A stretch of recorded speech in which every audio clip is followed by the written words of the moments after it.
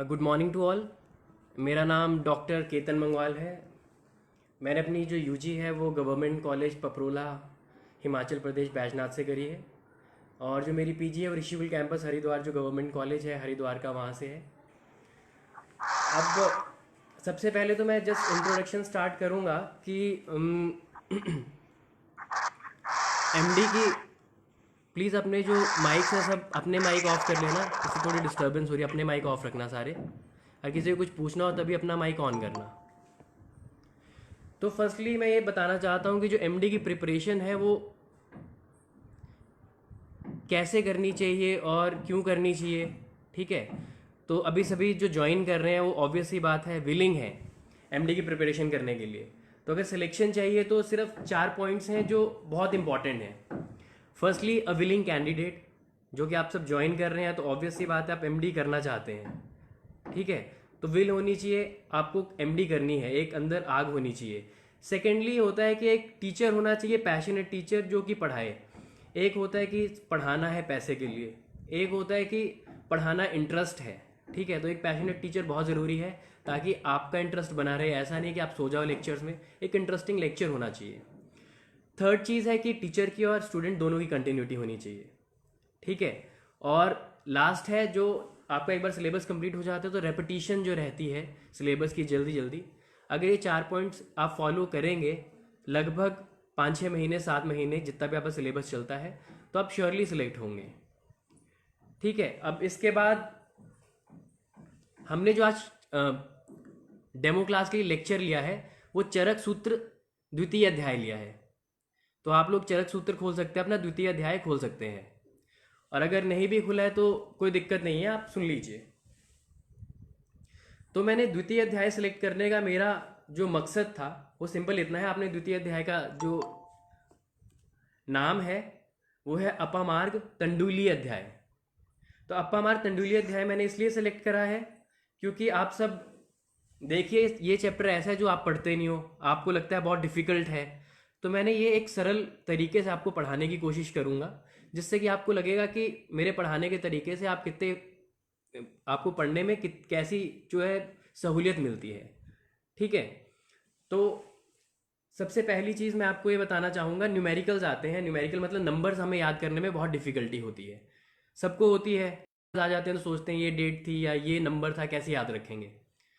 तो पहले आपको मैं फंडा बताता हूँ नंबर्स कैसे याद रखने हैं। तो नंबर देखिए 1 2 3 4 से लेके 10 तक आप नंबर साइड में लिख दो, उसके आगे उसके निमोनिक्स लिखने हैं।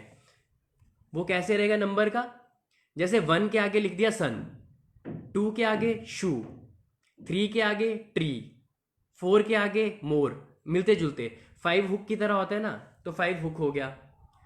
6 विक्स, 7 हेवन, 8 वेट, 9 वाइन, 10 हैन। तो हम ऐसे निमोनिक जो हमें अच्छे लगते हैं, मुझे अच्छे लगते हैं मैंने बना दिए, आपको जो अच्छे लगेंगे आप बना सकते हैं। तो देखो मुझे जो कन्फ्यूजन होती थी अपने टाइम में एमडी के टाइम में, तो वो रहता था कि जैसे सेकंड चैप्टर का नाम अपामार्ग तंडुलीय अध्याय है, तीसरा जो चैप्टर है उसका नाम है आरगवद्दीय अध्याय। तो इनका कन्फ्यूजन होता है, सेकंड तंडुलीय है थर्ड, तो इसमें ये फंडे बहुत काम आते हैं। जैसे सेकंड चैप्टर का नाम है अपामार्ग तंडुलीय अध्याय, तो 2 का मैंने बनाया शू। तो हमेशा याद रखना जब शू पहन के हम चलते हैं मार्ग से तो पैरों में कांटे तंडुल वगैरह जो होते हैं वो चुभ सकते हैं। ठीक है, तो कांटे तंडुल चुभ सकते हैं आपको, तो अपामार्ग तंडुलीय अध्याय क्या हो गया, सेकंड शू। शू वाले में क्या था, मार्ग वाली बात है, पैरों में चलते हुए शू में कुछ चुभेगा, तो अपामार्ग तंडुलीय सेकंड चैप्टर हो गया। थर्ड है आरगवद्दीय अध्याय। तो अब आप देखेंगे आरे पे क्या होता है, लकड़ी कटती है। 3 का क्या बनाया था, ट्री। ठीक है, तो ट्री आरे वाली बात हम जोड़ सकते हैं, तो इजीली हमें क्या होता है, इससे चैप्टर्स के नाम याद हो जाते हैं। चैप्टर्स के नाम के छोड़ के बाकी कहीं पे भी नंबरिंग आएगी आपकी तो आपको याद करने में आसानी रहेगी। जो कि आपको लगता है कि ये भूल जाता हूँ बार बार, तो उसके लिए आप ये फंडा बना के यूज कर सकते हैं। अब हम अपना चैप्टर स्टार्ट करते हैं। तो सेकेंड चैप्टर में सबसे पहली बात है कि इसमें क्या क्या दिया गया है। तो पहला क्वेश्चन जो पूछा जाता है अपामार्ग तंडुलीय अध्याय में कि इसमें जो यवागुओं का वर्णन है वो किस लिए यूज होते हैं। तो ये जो यवागु है वो अंतः परिमार्जन यानी कि बॉडी के इंटरनल यूज के लिए यूज होंगे, तो ये क्वेश्चन बनता है। जैसे कि थर्ड चैप्टर का वर्णन है वो बाह्य परिमार्जन के लिए है, और जो फोर्थ चैप्टर है जिसमें महाक्षाय का वर्णन है वो अंत्य और बाह्य दोनों के लिए यूज होते हैं। ठीक है, तो एक एक क्वेश्चन इनसे ये बन जाता है। इसके बाद नेक्स्ट आता है इसमें पंचकर्म, जैसे आप पहला ही पेज देखेंगे तो उसमें लिखा है पंचकर्म द्रव्य संग्रह। तो ये रेफरेंस करके आती है कि चरक ने सबसे पहले पंचकर्म के द्रव्यों का वर्णन कहाँ करा है। तो सबसे पहले चरक ने चरक सूत्र द्वितीय अध्याय में पंचकर्म द्रव्यों का वर्णन करा है। ठीक है, थर्ड पॉइंट है कि इसमें यवागु दिए गए हैं, तो यवागुओं की संख्या कितनी है। एक ही एमडी में क्वेश्चन आता है कि यवागुओं की कुल संख्या कितनी है। तो हमारे डायरेक्ट क्वेश्चन है 28 यवागु, 28 यवागु हैं, और थर्ड चैप्टर में 32 चूर्णिया प्रदेय हैं। ठीक है, इसमें 28 यवागु हैं, वो 28 के 28 यवागु मैं आपको याद करवाऊंगा कैसे पहचानने होते हैं, और आपको एक बार सुन के ही याद हो जाएगा, कुछ ज़्यादा सिर पे या माथा बच्ची करने की जरूरत नहीं पड़ेगी। तो फर्स्ट श्लोक दिया हुआ है अपामार्ग, जो शिरोविरेचन द्रव्यों का एक श्लोक दिया हुआ है 4-5 लाइन का। तो इसमें जो एक क्वेश्चन बहुत कॉमनली आता है, इसमें आप देखोगे पिपली, पिपली है, पिपली मूल नहीं है, चवे चित्रक शुंठी, पंचकोल के सारे इसके द्रव्य दिए गए हैं। तो पेपर में क्वेश्चन जो बहुत बार रिपीट हुआ है, हमारे टाइम में हुआ था, रिपीट होता रहता है, उसमें ये रहता है कि पंचकोल के द्रव्य दे देते हैं और पूछते हैं कि द्वितीय अध्याय में कौन सा द्रव्य है जो नहीं है। तो पिपली मूल इस पे है, जो ऊपर बस इसमें इतना सा लिख लीजिए कि पिपली मूल जो है वो शिरोविरेचनी द्रव्यों में चरक ने वर्णित नहीं करा है। ठीक है, तो शिरोविरेचनी द्रव्यों में पिपली मूल नहीं है। बाकी आप एक बार को रीडिंग मारोगे, इससे ज़्यादा क्वेश्चन नहीं पूछते कि ये शिरोविरेचन द्रव्य में है कि नहीं है। ज़्यादा अगर क्वेश्चन जो एमडी में पूछा जाता है कौन सा नहीं है, मिलते जुलते क्वेश्चन डाल के कौन सा नहीं है, तो पिपली मूल इसमें आंसर रहेगा। ठीक है, इसके बाद हम नेक्स्ट आते हैं, इसमें युक्ति का महत्व दिया गया है। इस चैप्टर में युक्ति का भी महत्व दिया गया है। आगे मैं बताऊंगा युक्ति, मैंने कंपैरिजन लिखा हुआ है आगे युक्ति के लिए क्या बोला गया है। तो इसमें युक्ति का महत्व डिस्क्राइब्ड है। सेकंड चीज है कि इसमें फर्स्ट टाइम स्नेहन स्वेदन का वर्णन आया था। अगर हम यहाँ पे श्लोक नंबर 15 देखते हैं तो 15 में लिखा हुआ है स्नेहन स्वेदन के बारे में लिखा गया है ऐसे कि स्नेहन स्वेदन करवाना चाहिए पंचकर्म के पूर्व। तो हमें पूर्व कर्म की जो फर्स्ट डिस्क्रिप्शन चरक में आई है that is in second chapter, स्नेहन स्वेदन करके पंचकर्म करवाना चाहिए। ठीक है, इसके बाद एक और चीज होती है कि इसमें त्रिवृत वर्ड आया है। त्रिवृत जो है सुख विरेचन करता है। तो त्रिवृत की 2 वेराइटीज होती हैं। फर्स्ट है श्यामा, सेकंड है अरुण। जो अरुण वैरायटी होती है वो बेस्ट मानी गई है, पेपर में पूछा जाता है दोनों वेराइटीज में बेस्ट कौन सी है। अरुण वैरायटी बेस्ट है, इसलिए बेस्ट है कि बच्चों में भी यूज की जा सकती है। ठीक है, इसके बाद एक फंडा है, मैं आपको फंडा लिखवाऊंगा। आप जैसे मैं बोलता हूँ वैसे लिखना। पहले लिखिए T/S, T/S के नीचे लिखिए S/T, उसके नीचे लिखिए M/A। ये बेसिकली STTSMA ऐसे करके है। तो इसमें है कि विरेचन के टाइप्स हैं कि श्रेष्ठ द्रव्य कौन सा है विरेचन के लिए। तो पहले मैंने TS लिखवाया था। T का मतलब है तीक्ष्ण विरेचन, तो T के आगे S है। तो तीक्ष्ण विरेचन हमारी कराती है स्नूही। पेपर में पूछा जाता है तीक्ष्ण विरेचन कौन सा द्रव्य करवाता है, तो तीक्ष्ण विरेचन करवाता है हमारी स्नूही। TS के बाद है ST। तो ST में आप देखेंगे S आया सुख विरेचना नाम। तो सुख विरेचन कौन सा कराता है, उसके आगे आगे T लिखा है, तो T से हो जाएगा त्रिवृत। जो त्रिवृत है, हम ये चीजें हमारी प्रैक्टिकल यूज में भी आती हैं कि त्रिवृत से हम जो है सुख विरेचन करवा सकते हैं। ठीक है, इसका लास्ट जो है MA। तो जो MA है, M से है मृदु विरेचन, तो A से हमारा है अमलतास या आरग। ठीक है, जो अमलतास का पेड़ है वो हमारा मृदु विरेचन के लिए यूज होता है।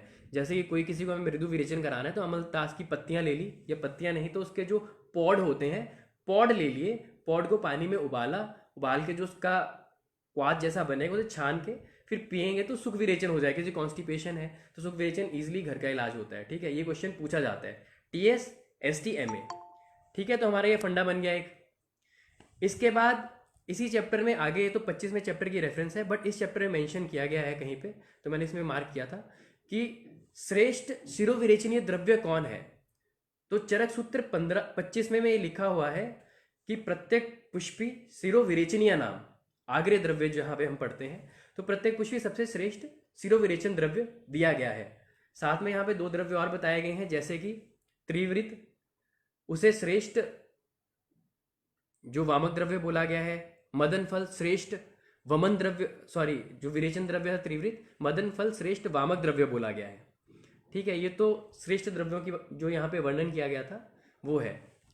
साथ में इसमें एक क्वेश्चन जो बनता है वो ये है कि वमन द्रव्य किस में यूज करने चाहिए। तो चरक सूत्र 2 में लिखा है कि कफ पित्त जिसमें इंक्रीज हो प्लस अमाशयगत व्याधियों में, इसमें हम वमन द्रव्य का इस्तेमाल करेंगे। कौन सा? कफ पित्त। ऐसे याद कर सकते हैं, पी के, जो पीते हैं, पी के आते हैं, उनके लिए वमन यूज कर सकते हैं पित्त कफ। पी के पिए हुए इंसान में हम वमन यूज करेंगे। सेकंड, अमाशयगत व्याधियां हमें पता है। विरेचन के लिए सिंपल सबको पता है, पक्वाश्यगत व्याधियां। तो ठीक है, दिक्कत क्या होती है, याद कौन सी भूलती है हमें? पित्त कफ वाली बात है। तो याद रखना, पी के जो होगा, जो पिया हुआ होगा, उसे क्या करवाएंगे? वमन करवाएंगे। पित्त कफ व्याधियों में वमन करवाना है। ठीक है, इसके बाद एक जो इंपॉर्टेंट चीज इसमें आती है, एला। भाव प्रकाश ने छर्दिग्न, जो छर्दी को रोकता है, उसमें एला को रखा है, जबकि सुश्रुत और चरक ने क्या करा है? उसे छर्दी रोकने वाले गण में नहीं रखा है। ये इंपॉर्टेंट क्वेश्चन आता है कि सुश्रुत चरक ने जो है एला को किस में रखा है। तो ऐसे है जिसमें कि छर्दी रोकने वाले जो गण हैं उसमें चरक सुश्रुत ने एला को नहीं रखा है, पर भाव प्रकाश ने इसे छर्दिग्न यानी छर्दी को रोकने वाला रखा है। ठीक है, अब इसके बाद एक चीज जो आती है, चक्रपाणी ने कही है, रस प्रधान आहार द्रव्य औषध जो है वो वीर्य प्रधान है। ठीक है, यानी आहार द्रव्य जो है अपनी रस की प्रधानता के कारण कार्य करते हैं, और जितने भी औषधें हैं हमारी वो रस के कारण ना करके वीर्य प्रधान रहती हैं। उनमें वीर्य ज़्यादा जो है हायर फैक्टर होता है, वो वीर्य के अकॉर्डिंग काम करती हैं। ठीक है, इसके बाद हम यवागुओं पे आ जाते हैं कि जो यवागु हैं वो हमें कैसे याद करने हैं।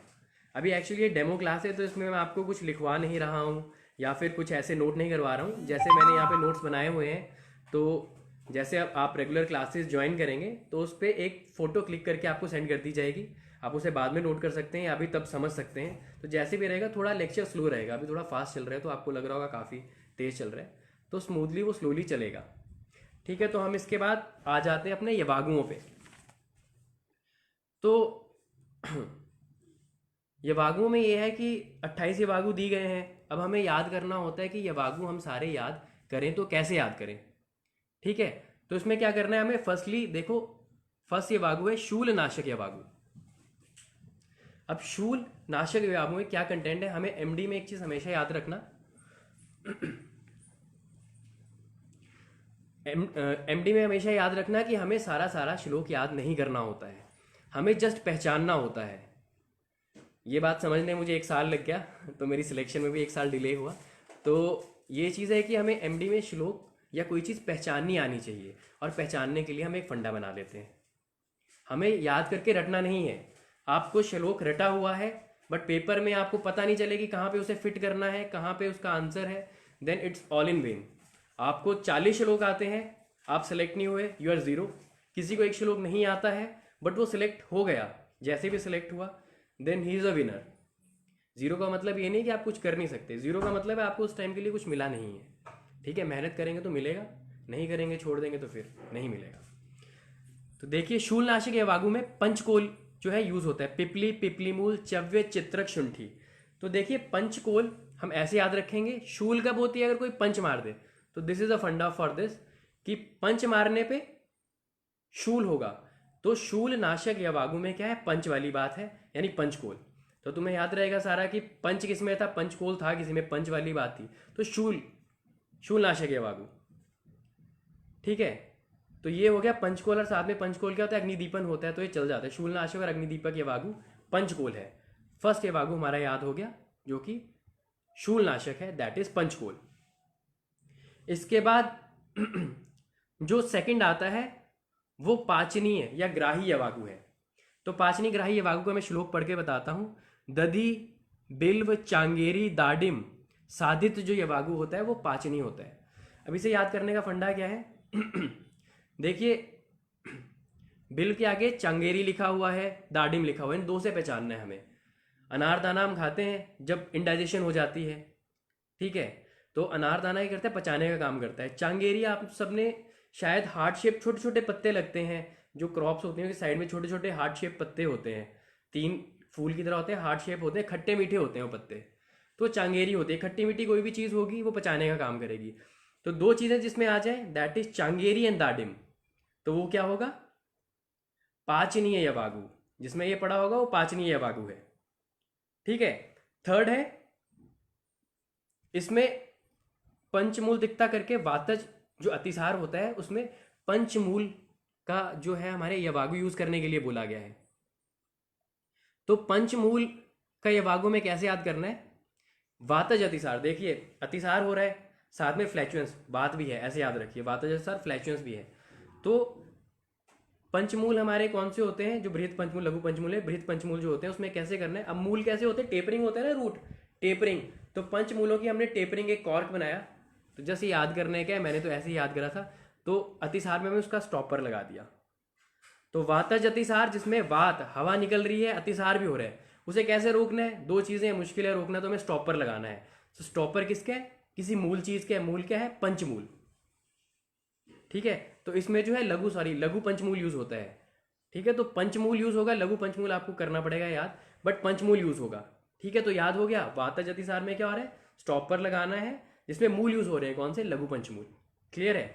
इसके बाद नेक्स्ट आता है पित्त श्लेष्मिक अतिसार। पिछला था वातज अतिसार, तो पित्त श्लेष्मिक अतिसार को हरने वाला। तो उसमें हम क्या करेंगे? पित्त श्लेष्मिक पीके, जिसको पीके अतिसार हो रहा है, तो उसके लिए क्या करना है? पीके कोई पेशेंट तुम्हारे पास आता है, तुम पहले क्या करते हो? क्वेश्चन पूछोगे।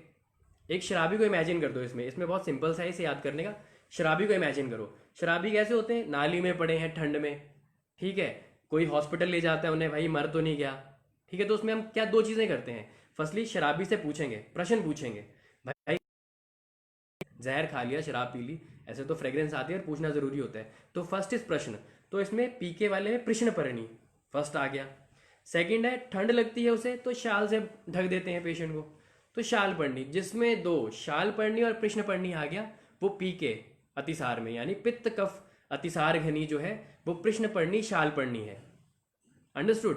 तो हमारा तीसरा यवागु जो है, तीसरा चौथा जो भी यवागु है नंबरिंग में, वो भी हमारा याद हो गया। पित्त कफ अतिसार घनी में पीके जो आया उसे क्या करना है? प्रश्न पढ़नी शाल पढ़नी, प्रश्न पूछना है और शॉल से ढक देना है।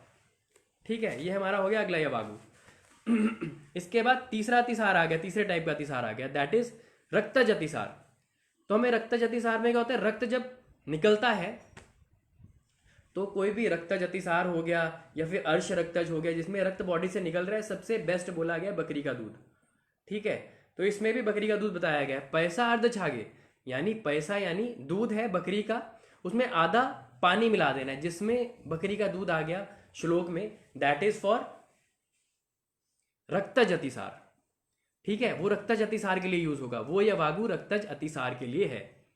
अंडरस्टूड? तो हमारा जो अगला यवागु है वो रक्तज अतिसार के लिए हो गया, जिसमें हमारे अर्ध छाग यानी अर्ध बकरी का दूध पानी मिला के पीने के लिए बोला है। उसमें अन्य द्रव्य भी मिलाए गए हैं, जैसे देखिए अन्य द्रव्य है, रीबेर हो गया, नागर हो गया, ये आपको अन्य यवागुओं में भी मिलेंगे। ठीक है। तो इसलिए कॉमन वाली चीज हमें पढ़नी नहीं है, हमें वो चीज पढ़नी है जो कि स्पेसिफिक है, जिससे कि हम पकड़ पाए कि कौन सा हमें करना है। ठीक है।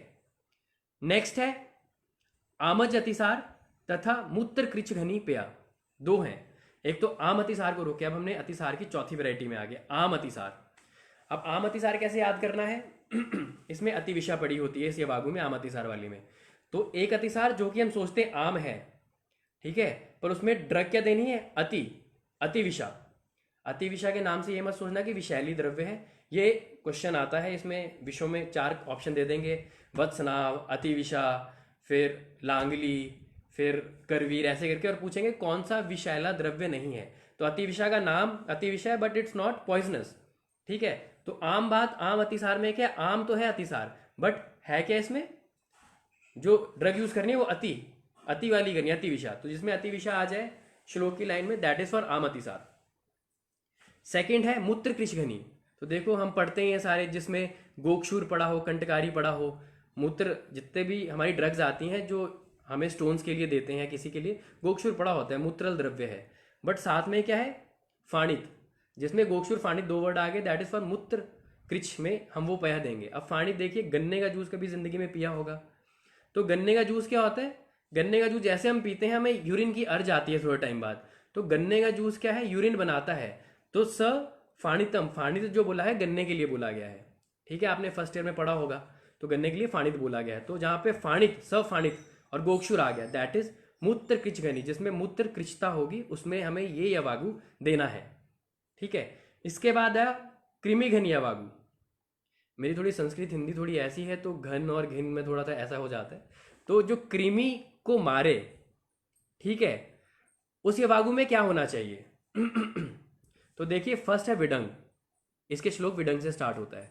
विडंग सर्वश्रेष्ठ कृमिहर है, ये हमारे 25वें अध्याय में जो आग्रह द्रव्य है उसमें आएगा। तो विडंग इज कृमिघ्न, ठीक है, फर्स्ट ये चीज होगी। सेकंड चीज है शीघ्रु पड़ा हुआ है इसमें, तो दो चीजों से याद रखना है, विडंग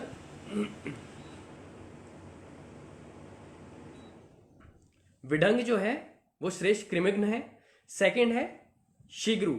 तो ऐसे याद रखना है कि हमें कृमि शीघ्र से निकाल देने हैं किसी की बॉडी से, तो शीघ्रु वाली बात है, शीघ्र से कृमि निकालो, शीघ्रु। तो हमारे पास एक है विडंग, विडंग भूल गया तो सेकंड जो प्लान बी होगा हमारा, शीघ्रु से पकड़ना है हमें, कि शीघ्रता से कृमि को बाहर निकालना है, ठीक है। तो शीघ्रु और कृमिघ्न हो गया हमारा, विडंग हो गया कृमिघ्न, ठीक है। इसके बाद है एक और जो सिंगल वर्ड पूछा जाता है, सुवर्चिका। सुवर्चिका भी जो है वो कृमिघ्न है, कृमि को ही निकालने का काम करता है। एमडी में डायरेक्ट एक क्वेश्चन आता है कि इनमें से कौन सा है जो कृमिघ्न है, उसमें विडंग ना डाल के, विडंग जो है सबको पता होता है विडंग जो इसमें यूज होता है, बट इसमें सुवर्चिका आ जाता है। तो हमें सुवर्चिका कैसे याद करना है, देखिए वर्चिका, वर्च क्या होता है, वर्च हम बोलते हैं ना कि स्टूल, स्टूल को वर्च बोलते हैं ना। तो जो जितनी भी पॉटी होती है, पॉटी में तो बोलते हैं ना पॉटी में कीड़े पड़ते हैं गंदी जगहों पे, तो वर्चिका, वर्च वाली सुवर्चिका, वर्च जहाँ पे है वो पॉटी, उसमें कृमि होंगे, तो कृमि निकालने हैं। तो तीन चीजें हमारी होगी पकड़ने के लिए, फर्स्टली विडंग श्रेष्ठ कृमिघ्न द्रव्य है, ठीक है, तो वो उस पेय में पड़ेगा। सेकंड है शीघ्रु, शीघ्रता से कृमि निकालो, ठीक है। और वर्च वाली सुवर्चिका, वर्च वाली है, वर्च में कीड़े होते हैं तो वो निकालने हैं। तो हमारा एक और यवागु तैयार हो गया कि जिसमें विडंग, शीघ्रु और सुवर्चिका पड़ा हो, ठीक है। तो इतनी सी बात समझ आ गई आपको कि यवागु में हमारा एक और यवागु तैयार हो गया इजीली फंडे से। तो क्रीमी वाली भी बात हमारी तैयार होगी। इसके बाद नेक्स्ट आता है पिपासा। अब ये पिपासा वाला क्या था, इसमें सब कुछ आलतू फालतू के द्रव्य दिए हुए थे और याद नहीं होता था, तो मैंने सिर्फ इसका फर्स्ट जो द्रव्य है उससे पकड़ा। फर्स्ट द्रव्य इस मृद्विका। मृद्विका अलग अलग नाम से अलग अलग स्टेट में बोलते हैं, हम हिमाचल में दाख बोलते हैं। मुनक्का होता है, जो ड्राई ग्रेप्स होते हैं ना, ग्रेप्स को ड्राई कर देते हैं, ठीक है। तो ये पिपासा को रोकने वाला यवागु है, उसमें पड़ता है मृद्विका, फर्स्ट द्रव्य है, और इसी से पहचानना है। तो कैसे याद करेंगे, जो मृद्विका होती है उसमें क्या होता है, जब हम एक ग्रेप्स को सुखा देते हैं तो उसमें मृद्विका बनेगी, उससे ज्यादा कितना भी उसे सुखा लो और सूखेगी नहीं। तो ऐसे याद करना है हमें, हम डेजर्ट में गए, डेजर्ट में बहुत ज़्यादा धूप होती है तो हमें पानी का कोई सोर्स मिलेगा नहीं, तो ये पानी इसमें जो है वो क्या बोलते हैं उसे, फ्लैशी, फ्लैशी होता है ना ये, तो फ्लैशी के अंदर कुछ ना कुछ जो लिक्विड कंटेंट होता है तो उससे ज़्यादा सूखा नहीं होता, तो मृद्विका साथ में ले जाएंगे डेजर्ट में, और डेजर्ट में मृद्विका खाएंगे क्योंकि पानी तो उड़ जाएगा, कोई भी नॉर्मल वाटर लेके जाएंगे, ठीक है। तो नॉर्मल वाटर